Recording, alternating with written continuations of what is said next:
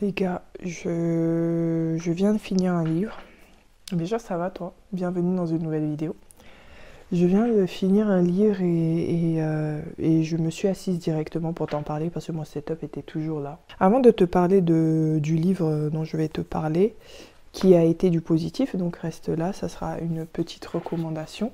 On a appris sur Instagram récemment la fermeture d'une énième maison d'édition indépendante du monde de la SFFF, c'est les moutons électriques.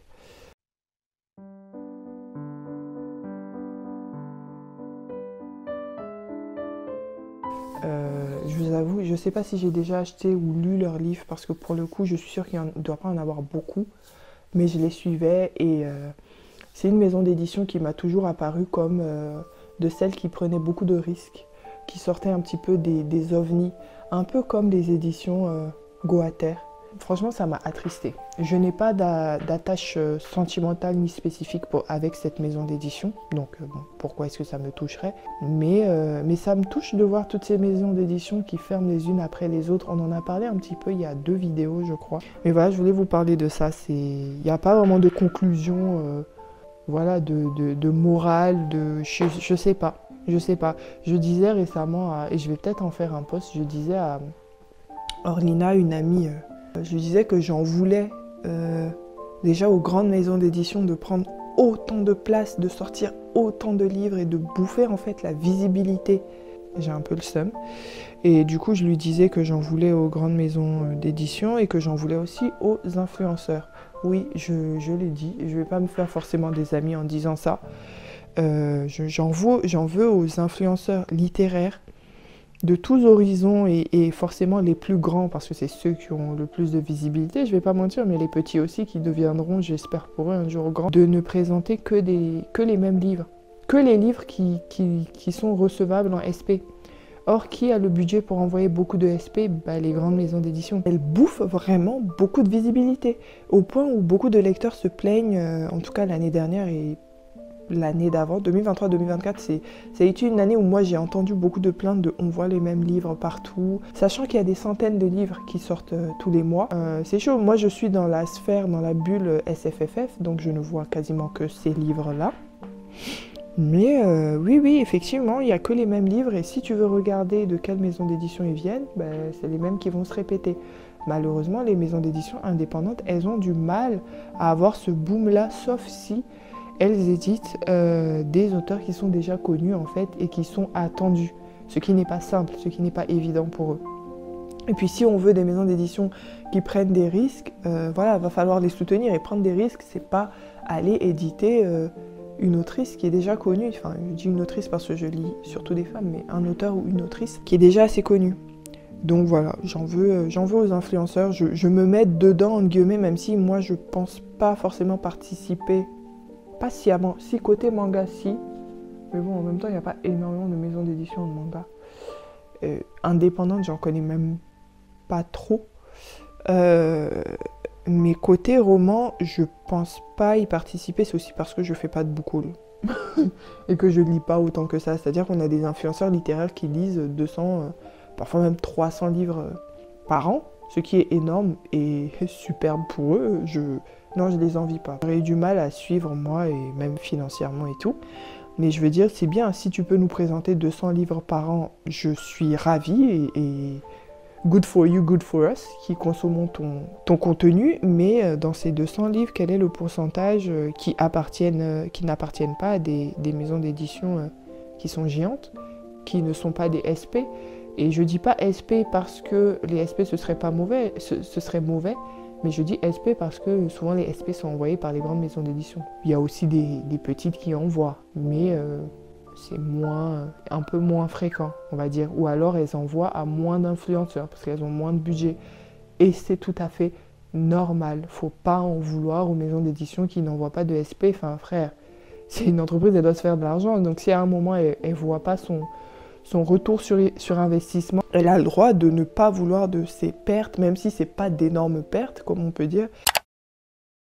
Alors, fin du dernier vlog, je te parlais de Entre nous la rivière de Alexiane de Lys que je viens de terminer. C'est une romantécie. On suit Naya qui est une jeune fille, jeune femme, 19 ans. Elle est née, elle vit dans une tribu Zian. Les Zianis sont un peuple en fait qui vivent dans un certain royaume et qui sont reclus de la civilisation de ce royaume-là. C'est-à-dire ils sont autosuffisants et ils ne se mélangent pas, ils ne parlent même pas aux étrangers. Étrangers étant les membres de ce royaume-là. C'est juste qu'ils vivent sur les mêmes terres, mais voilà, ils participent pas au commerce, ils sont vraiment autosuffisants. Malheureusement pour Naya, dans cette tribu, les femmes sont vraiment des objets. C'est normal de battre sa femme, c'est normal de battre sa fille, et Naya, depuis toute petite, elle a du mal à rentrer dans le moule, si tu veux. C'est une rêveuse, c'est quelqu'un qui a de la répartie, qui essaie de rentrer dans le moule, mais qui n'y arrive pas, et du coup qui se prend un peu des coups tout le temps. Un jour, elle est de corvée de lessive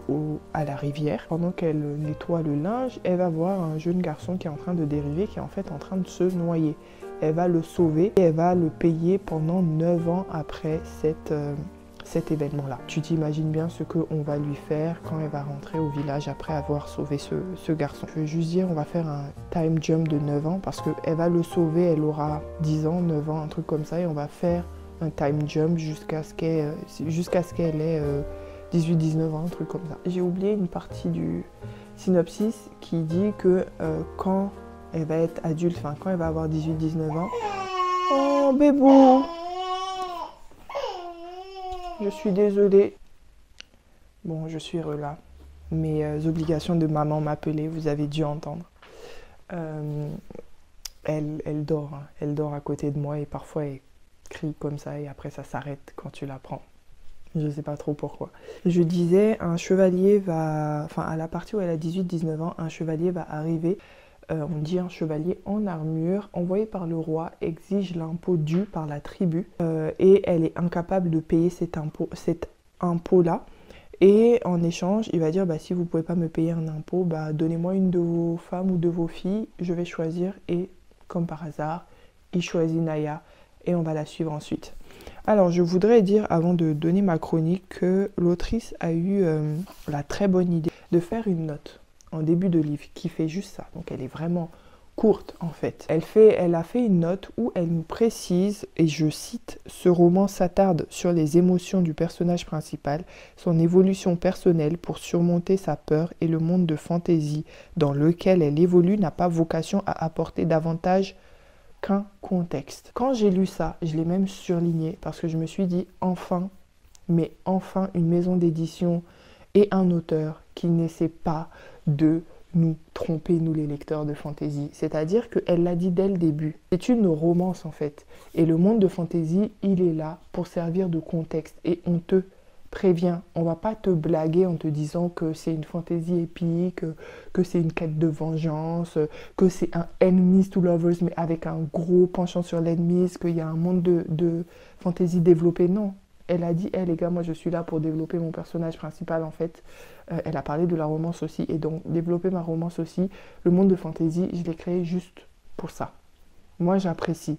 Sachant que en fait la romance c'est pas mon genre de préféré, que j'ai un peu un bif, j'ai une bagarre en cours avec la romantécie, parce qu'en fait je suis tombée sur plein de romantécies que je commençais, que je terminais jamais, parce que on me vendait plus de la fantaisie que de la romance, tu vois. Moi j'ai l'habitude de lire de la romance dans la fantaisie depuis le début que je lis, c'est-à-dire le genre de la romantécie n'est pas neuf du tout. Il existe depuis longtemps, c'est juste le terme romantécie, et disons que le type de romantécie qui existe actuellement est un peu, ça a été renouvelé si tu veux. Mais le genre il existe depuis longtemps. Depuis que je lis de la fantaisie, il y a souvent des petits morceaux, des petites parties de romance dedans, et j'ai toujours adoré ça, parce que j'aime la romance, mais pas à outrance, si tu veux. Sauf que récemment, les maisons d'édition, j'avais l'impression qu'elles voulaient que nous blaguer en fait, elles voulaient que nous flatter, nous dire ouais c'est une fantaisie, non. C'est une romance avec de la fantaisie, pas le contraire. Et si vous nous dites la vérité dès le début, on va pas s'en plaindre en fait. Donc voilà, et du coup je remercie aussi la maison d'édition parce que la couverture, on va pas se mentir, je vais peut-être la mettre en grand, parce que là je pense pas que la luminosité montre bien, mais quand tu vois la couverture, ok il y a un serpent, mais il y a des fleurs, il y a du rose, du vert pâle, il y a les codes quand même de la romance, donc tu peux t'en douter que ça sera pas une fantaisie à 100% pas du tout une fantaisie épique et qu'il y aura de la romance. Donc voilà, juste pour ces deux points-là, je voulais remettre leur laurier à la maison d'édition et à l'autrice. Maintenant, pour ce qui est de la lecture, ça n'a pas été un coup de cœur, mais c'était agréable quand même. C'est-à-dire que c'est vraiment une romance. Si vous voulez vous lancer dans ça, attendez-vous à une romance avec un personnage principal qui a beaucoup de... Le mot n'est pas dit, mais je dirais de l'anxiété. Elle est tout le temps stressée, elle a beaucoup de peur et de traumatisme, notamment dû à toute la violence qu'elle a subie. Typiquement, quelqu'un va s'approcher d'elle, elle va sursauter, tu vois, ou elle va s'attendre à ce que on la batte pour un rien. Limite, elle va se dire, mais pourquoi cette personne ne m'a pas frappée, ou pourquoi les hommes font ça ici, enfin, normalement, ça c'est pas un travail d'homme, normalement c'est les femmes, etc. Nanana. Tu vois ce que je veux dire? Tu sens que c'est un personnage traumatisé, et à côté de ça, t'as la romance, t'as comment est-ce que, on va pas se mentir, le love interest, un peu la réparer. Il va très bien se comporter, c'est un book boyfriend parfait, mais c'est vraiment la trope de il va quelque part un peu la réparer, il va lui laisser le temps. Il y a aussi la trope un peu found family. C'est une trope que moi j'aime bien personnellement, où on a un personnage principal qui va rencontrer des personnes au fur et à mesure et va se construire un peu sa petite famille d'adoption. Donc au final, j'ai bien aimé la lecture. C'était agréable. Ça a fait quoi, 300 pages en tout? Ouais, un peu moins de 300 pages. Et pour moi, c'est très bien comme ça. Il faut pas plus. Parce qu'au final, l'histoire, c'est vraiment une romance sur 300 pages. C'est vraiment 300 pages où tu es dans la tête de quelqu'un qui est traumatisé et qui a tout le temps peur et qui est souvent anxieuse. En tout cas, ce premier livre du pack Plume Blanche que je lis est plutôt une réussite. Je savais que c'était une romantécie en commençant, en fait. Donc j'ai eu ce que je voulais. C'est pas un coup de cœur, ça aurait pu être mieux, il y aurait pu avoir plus de rebondissements. Au final, c'était très calme comme livre. Mais voilà, je suis assez contente de ce livre de Alexiane de Lys. Et je vais peut-être, dans un futur un peu lointain, vu ma palle, me pencher sur d'autres de ses livres, notamment Tiziri, qui est un autre livre qu'elle a sorti, enfin une saga qui est très bien plébiscitée.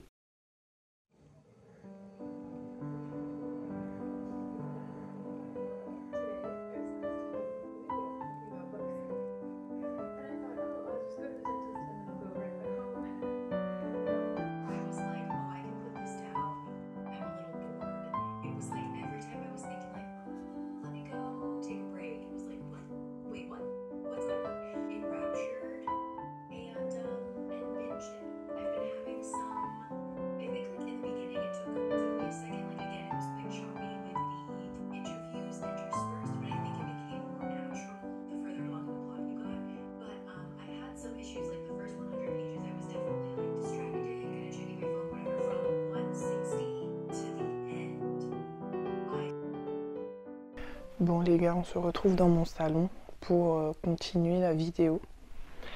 It's book haul time et je vais vous parler aussi de lecture en cours. Alors très rapidement pour le book haul, à la dernière vidéo je vous ai parlé de Vinted, du fait que j'ai découvert un portefeuille Vinted plein à craquer, MDR. Il y avait 30 €, mais c'est beaucoup d'argent quand même. Et que du coup j'ai utilisé ce portefeuille pour me commander des livres. J'en ai commandé 3 en tout. Et il y en a 2 qui sont là, donc je vais vous les montrer. Et puis au pire, si l'autre n'arrive pas à temps, je vous les montrerai dans la prochaine vidéo. Le premier livre que j'ai commandé, et c'est c'est grâce à ce livre-là que j'ai découvert le portefeuille Vinted en question, c'est Le Changelin de Victor Laval. Alors pour ceux qui me suivent depuis au moins l'année dernière, vous devez vous rappeler de la balade de Black Tom. J'en ai pas mal parlé, j'avais vraiment adoré. C'est une nouvelle de Victor Laval qui fait une centaine de pages. C'est du fantastique, horrifique, inspiré des œuvres de Lovecraft. Franchement, si vous voulez découvrir cet auteur, n'hésitez pas à vous tourner vers ce récit-là. Il est court et il est vraiment magnifique.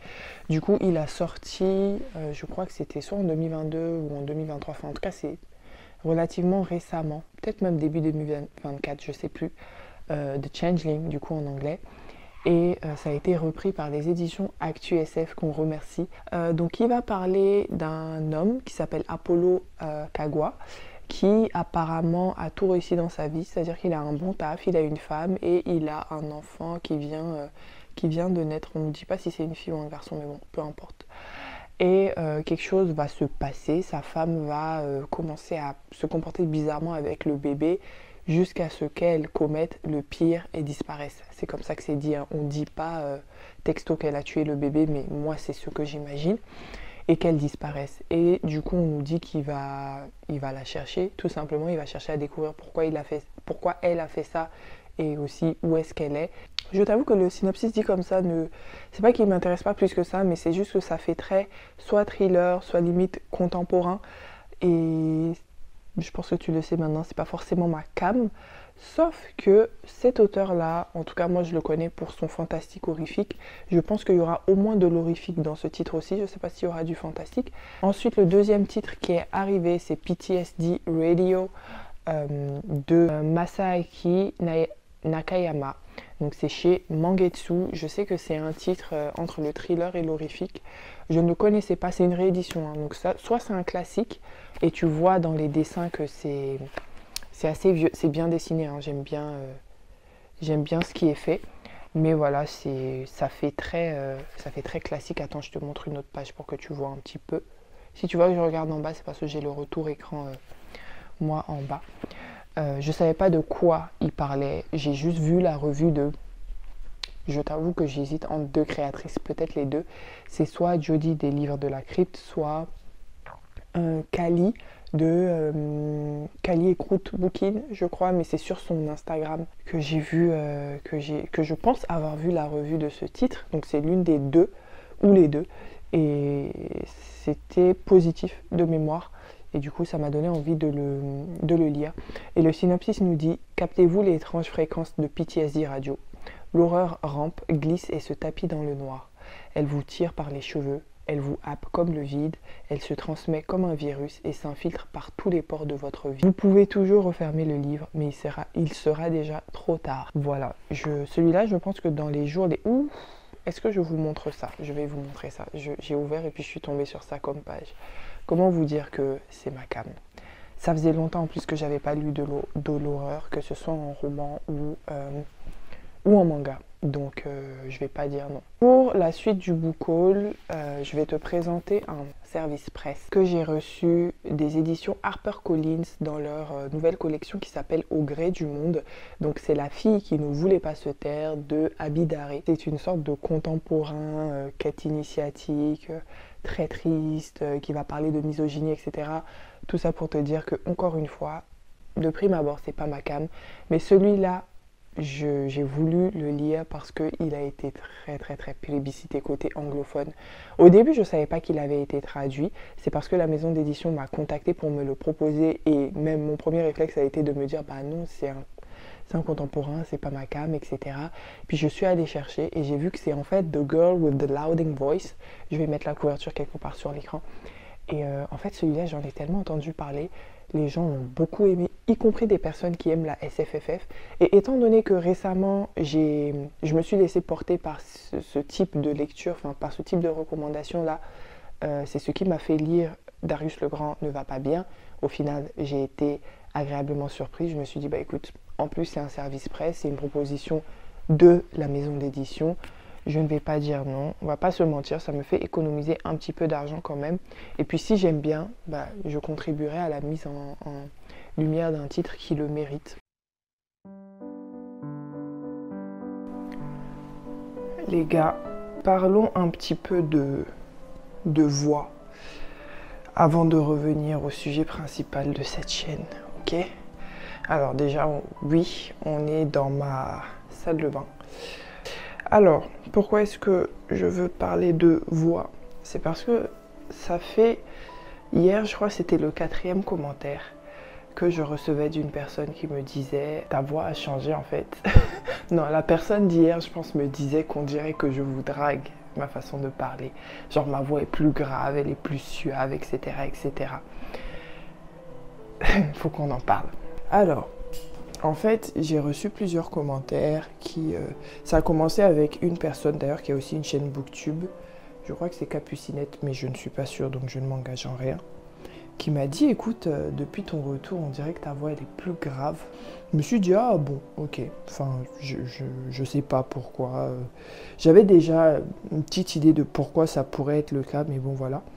Et une deuxième personne m'a dit, oui, non, mais ta voix, c'est une berceuse. Du coup, ça m'a intriguée, je me suis dit, bah, je vais aller moi-même regarder les anciennes vidéos pour voir si effectivement il y a un changement. Effectivement, je vais pas vous mentir, oui, effectivement, il y a un changement, ma voix est plus grave, elle est plus posée. Je vais quand même expliquer le pourquoi du comment. La première raison est que dans mes précédentes vidéos de l'année dernière, j'accélérais un petit peu la vidéo. La plupart des youtubeurs d'ailleurs font ça pour ne pas perdre votre attention. Je pense que vous savez, vous avez remarqué via les applications comme TikTok et même les Reels, Instagram, etc. que voilà, pour que vous restiez en tant que spectateur, et je me mets dedans, hein, pour qu'on reste sur une vidéo, souvent le créateur de contenu va l'accélérer. Et du coup, moi, j'accélérais de, je crois, 10%. Donc, ça se voit à peine, en fait. C'est pas censé être remarqué. Il y a certains créateurs, quand tu regardes leurs vidéos, tu le remarques, et moi, j'aime pas quand on remarque que la personne a accéléré. Je trouve que ça fait vraiment pas naturel, et du coup, ça est moins agréable à mon oreille. Donc, moi, j'accélérais, mais de façon à ce que vous vous en rendiez pas compte. Cette année, je le fais moins. Je crois que j'accélère de 5%, donc quand même.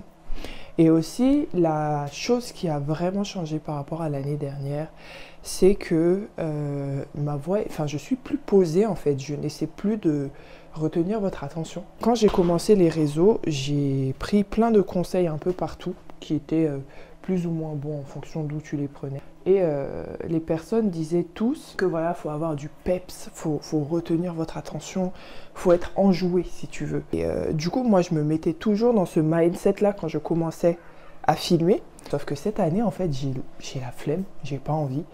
Et je me suis pas posé la question. Quand je suis revenue sur YouTube, je suis revenue sans prévoir vraiment toute la partie technique. C'est-à-dire que je me suis juste dit, YouTube me manque, je reviens. Tu vois, et ça se voit dans mes vlogs que c'est très naturel, que voilà, je vous parle de ce qui me passe par la tête au jour le jour. Du coup, ouais, ma voix, elle est plus posée qu'avant, plus calme. Et ceux qui aiment bien ça, enfin ceux qui sont intéressés par ce que je raconte, bah, vous restez, même si j'essaie pas de capter votre attention. Et c'est une bonne chose parce que du coup, j'ai l'impression de retenir les personnes qui sont vraiment intéressées. Donc voilà, voilà pourquoi ma voix a changé.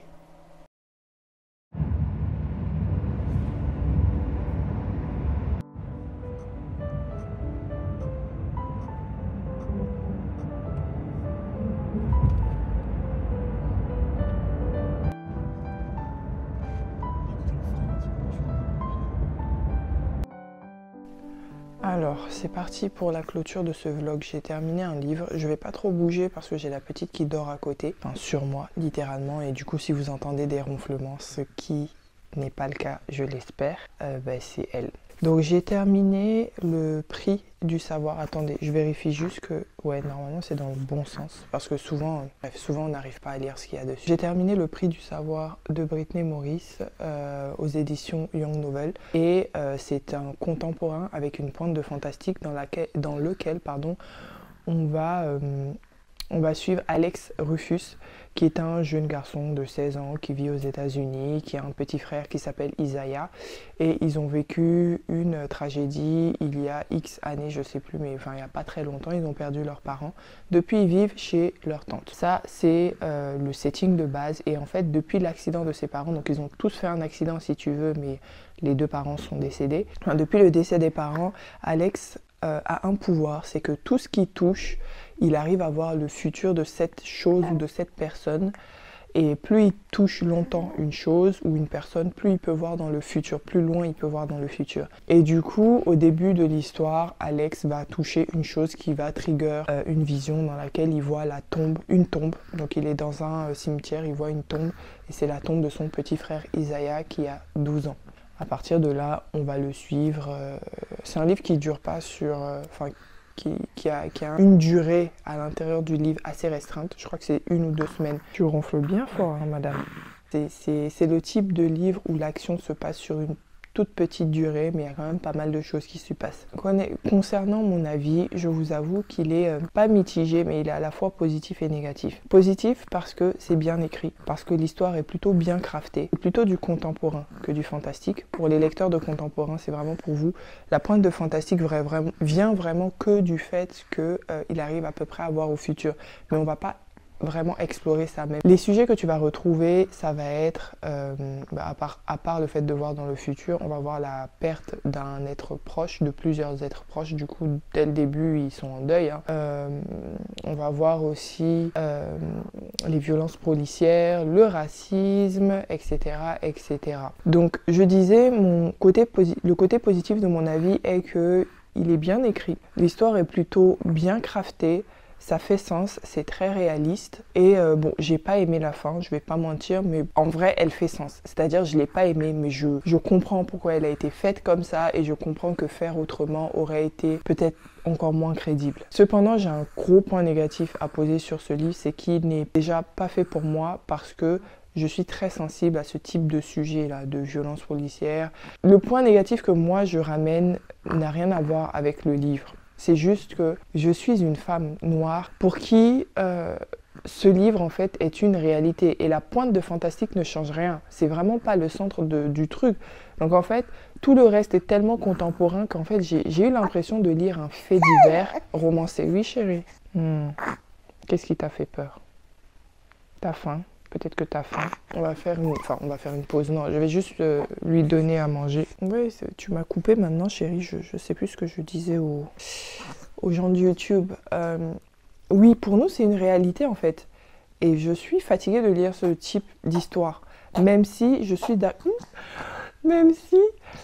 d'accord que c'est nécessaire. C'est-à-dire que je dis je suis fatiguée de lire ça, mais je ne veux pas qu'on arrête d'en écrire. Le parallèle que je peux faire, c'est par exemple la Seconde Guerre mondiale. Il y a des livres qui sortent tous les ans. Genre, je pense qu'il y a des centaines de livres tous les ans qui sortent avec pour sujet principal la Seconde Guerre mondiale. En tout cas, pour setting principal, la Seconde Guerre mondiale. Les gens ne s'en fatiguent pas. Et ils ont raison, c'est une partie de l'histoire du monde. Il n'y a pas de souci, tu vois. De cette même façon-là, on ne va pas arrêter d'écrire des romans qui vont centrer le fait que le racisme tue et que voilà, les discriminations sont quelque chose de très présent, très contemporain et disséquer encore et encore les mécanismes de domination que vivent les communautés minorisées de façon générale dans le monde. Juste pour ça, il n'y a pas de souci, je vais continuer entre guillemets à plébisciter ce type de romans tant qu'ils sont bien faits. Cependant, en tant que personne concernée, je suis fatiguée de lire ça parce que c'est juste de la tristesse que j'en ressors moi. Je ne ressens pas de joie en lisant ce type de romans. Pourtant, ça vient de la part de quelqu'un qui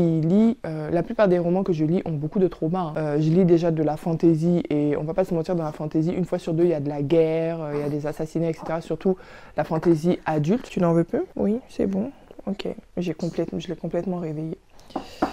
Donc j'ai l'habitude de lire des traumas en fait, et très souvent quand je lis de l'horreur par exemple, je lis de l'horreur écrit par des auteurs noirs. Et la spécificité de ce type de roman horrifique, c'est qu'ils sont empreints de traumas très réels en fait. Ils vont les prendre et les twister pour en faire quelque chose de surnaturel. Il ne l'est pas tant que ça, tant ça reste quelque chose de réel pour nous, la communauté en tout cas noire. Mais quand je lis ce type de roman, déjà, c'est pas la même chose parce que ça reste éloigné de ma réalité. C'est éloigné dans le sens où il y a vraiment du fantastique ou de la fantaisie, en fait. Donc, j'arrive à peu près à me détacher.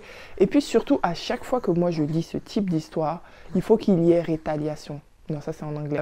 Vengeance. Il faut qu'il y ait vengeance. Il faut que les personnes qui souffrent et qui sont ostracisées, en fait, se battent, rendent les coups. C'est quelque chose que j'aime beaucoup. L'une de mes tropes favoris, c'est la vengeance. J'adore ça, que ce soit une femme ou une personne minorisée qui se venge. J'adore ça, tu vois. Sauf que dans ce genre de roman où c'est très réel, c'est pas toujours le cas. Voilà. Je vais pas vous spoiler, mais c'est pas toujours le cas. Il n'y a pas toujours les moyens de rendre justice, tout simplement dans la réalité. Et j'ai pas envie de lire ça. Voilà, je sais que c'est ce qui se passe dans la vie de tous les jours, j'ai pas envie de lire ça, j'ai envie de lire des personnes qui me ressemblent certes, qui passent peut-être par des traumas certes, mais qui arrivent à se battre, à trouver des moyens, même s'ils sont surnaturels, pour rendre des coups. Donc, ce que je peux vous dire, c'est lisez-le. Si le synopsis vous parle, parce que typiquement je connais plein de personnes qui le kifferaient. L'association, enfin le Blue Club dans lequel je suis, Kera, je pense à une ou deux personnes qui pourraient vraiment kiffer ce type de lecture, tu vois. Je pourrais leur recommander. Mais voilà, donc si ça vous parle, lisez-le. Ou alors si vous n'êtes pas noir, lisez-le. Franchement, pour moi, c'est des livres qui sont faits plus pour des personnes comme ça, pour qu'ils puissent comprendre les mécanismes de domination. Pas, je suis pas en train de dire il faut mettre ça entre les mains des personnes racistes, parce que moi j'ai aucun espoir sur le fait de pouvoir changer quelqu'un qui est raciste en 2025, parce que ça fait aucun sens d'être raciste en 2025 avec tout ce qu'il y a comme information sur ce que ça fait, sur les débunkages des conneries qui passent. Donc c'est juste, voilà, si vous êtes une personne non concernée et que tout simplement vous voudriez comprendre les mécanismes et lire sur des expériences qui ne sont pas les vôtres, lisez-le.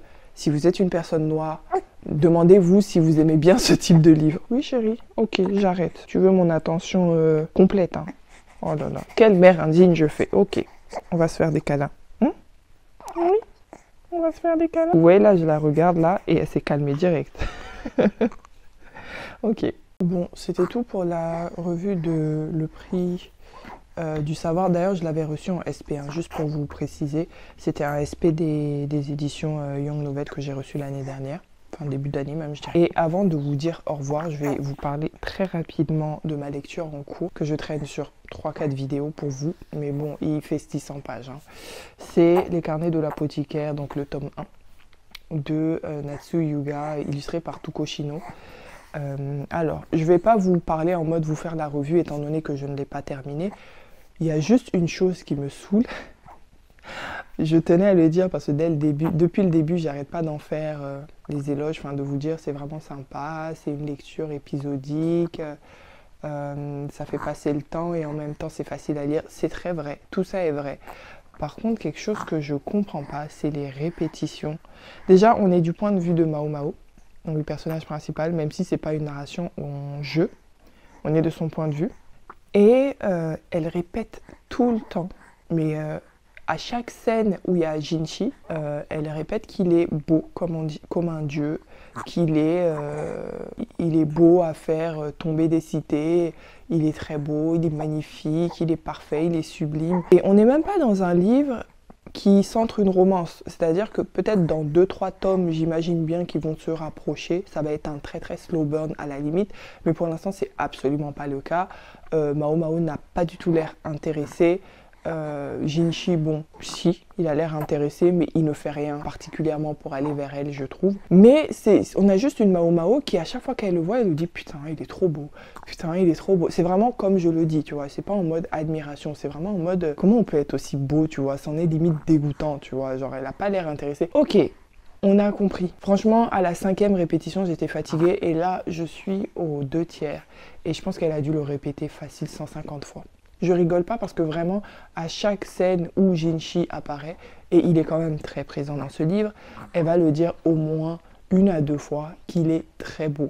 Ou que c'est impossible de cacher sa beauté, etc., etc. Vous voyez. Ça en est fatigant. C'est vraiment le gros point négatif selon moi de ce livre, c'est les répétitions. Je trouve ça dommage. Sachant qu'en plus, je pense pas que j'en avais dit, mais je trouve que le mépris que Mao Mao a pour Jinchi, c'est dès le début, ça c'est pas du spoil, hein. Dès le début, c'est un mépris un peu... En fait, on a une jeune femme qui est très docile dans le sens où elle est servante, donc elle fait ce qu'il faut, elle baisse la tête, elle est très intelligente, elle sait, voilà, elle sait se comporter, etc. Mais Jinchi, elle a du mal à carrément contrôler son visage quand il est là, elle le regarde comme un ver de terre.